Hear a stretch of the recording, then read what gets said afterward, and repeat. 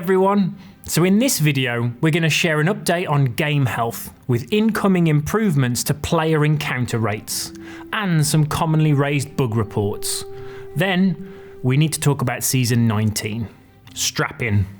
So, last month, alongside some spicy doubloon news, I shared an update on player encounters and how the seas have just been feeling quieter than they should. The team have been making some improvements in this area to optimise how we matchmake and migrate crews across servers, with the goal of creating busier servers with more ships on the horizon. As part of our last update in January, we rolled out some improvements behind the scenes to begin optimising at the top end for more 6-ship servers. And while we didn't call out this change publicly, it's been great seeing players already feel their servers come to life a little more. In our next update, there'll be further improvements.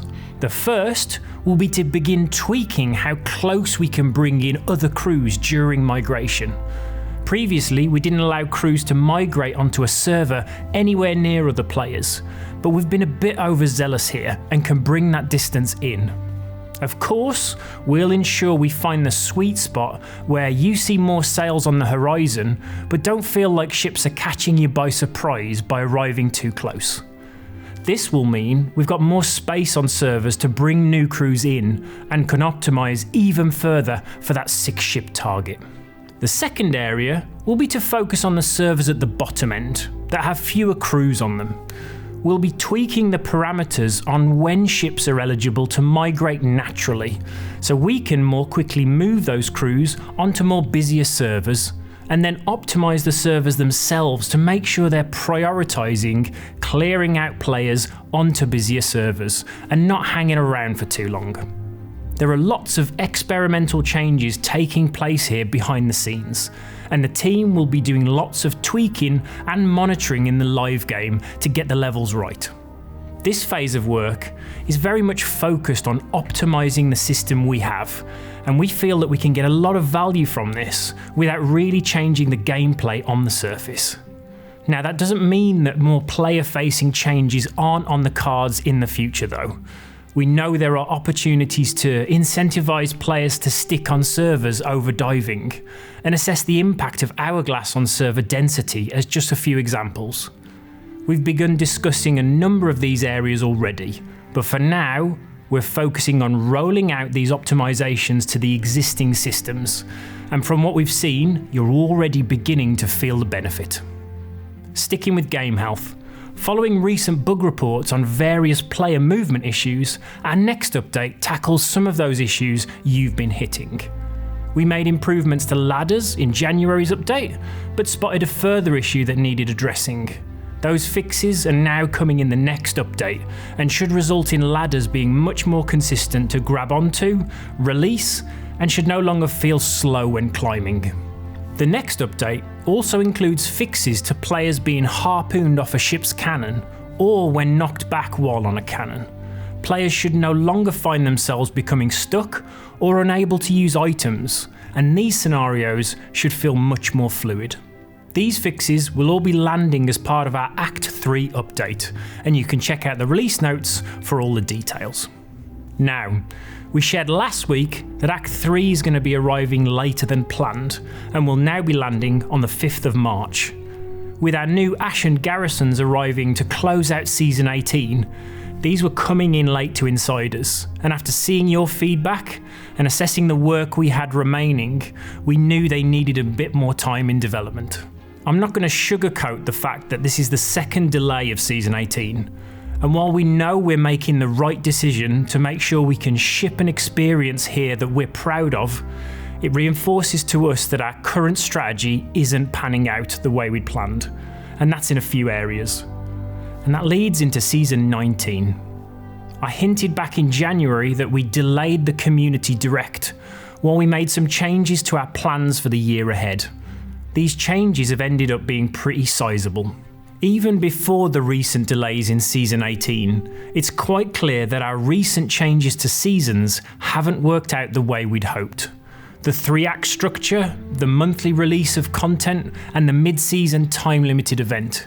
It's clear from your feedback that after only 2 seasons, this approach just isn't hitting the mark. By optimizing for regular monthly feature updates, we're just delivering features that feel rushed, aren't materially expanding the game, and behind the scenes, that delivery cadence is also negatively impacting our team. With all these things combined, we couldn't continue moving ahead with another season like this, and we had to take a step back and begin making some changes. We've taken this as an opportunity to review where we need to be focusing as a team to better serve you, our community. While we'll be making some significant changes to how we deliver updates in the future, right now we've made some specific changes to Season 19 that I want to talk through, and those are going to be different to what we've previously shared in Insiders. Season 19 is going to kick off in March alongside our 8-year anniversary. There'll be rewards to earn and an anniversary-themed community weekend as part of the celebrations. The focus for the first month of Season 19 will then be to bring together all of the improvements we've been making to Hourglass battles, with shrinking battle zones, starting supplies, quick rematching, auto emissary, commendation fixes, and improved allegiance rewards as an evolution to Hourglass play. With all these improvements coming in, we'll then be running another Fight Nights event across 2 weekends with boosted allegiance to bring everyone to battle. And to sweeten the deal, the long requested Fallen Sea Dog cosmetics will finally make an appearance, with the Fallen Sea Dog jacket able to be earned during March's Fight Nights. The Fallen Sea Dog set will then become a consistent reward rolled out for some of our more competitive live events over the coming months. In April, we'll introduce the first Bildrats Weekender, a pirate festival with new challenge voyages to earn and steal doubloons, popular live events making their return, the opening of the black market, and of course what every festival needs, an organised fireworks display at the outpost.